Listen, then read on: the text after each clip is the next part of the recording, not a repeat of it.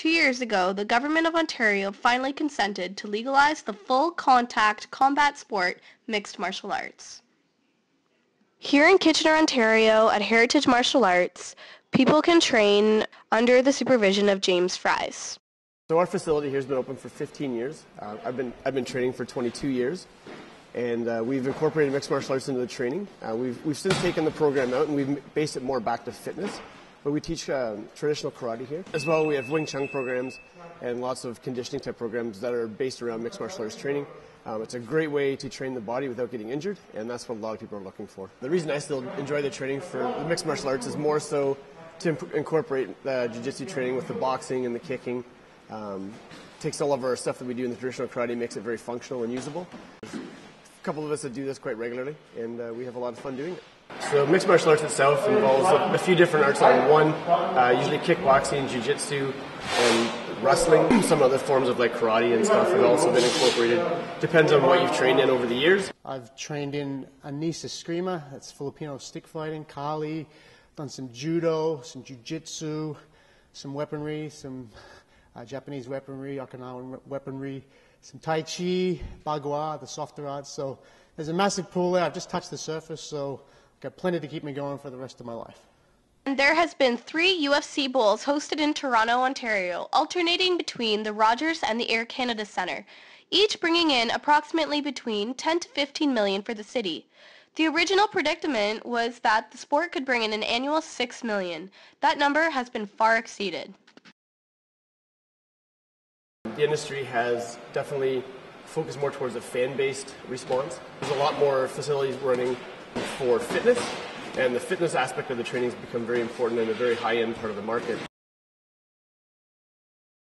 The main controversy is its injury rate. 40% of MMA fights usually result with an injury.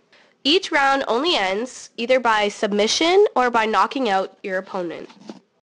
One thing I do realize is martial arts is an extremely safe sport. If you look at the injury rate compared to a lot of mainstream sports, it's very low.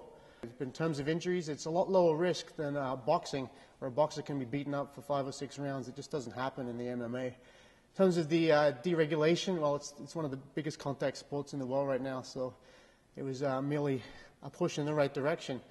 The only thing is they have to be vigilant in terms of overseeing it. The same with any sport. It needs to be tightly controlled and licensed. So the biggest reason why the mixed martial arts has grown in such popularity is normally because there used to be a lot of fighters everybody quite aware of, and they've been around for a long time. A lot of those fighters have now retired, and there's new fighters coming up. So it gives a whole new aspect to the training, to see how they train differently than the other fighters did. It's much more dynamic and technical, but it's still really good to watch. But it's really built for the fans.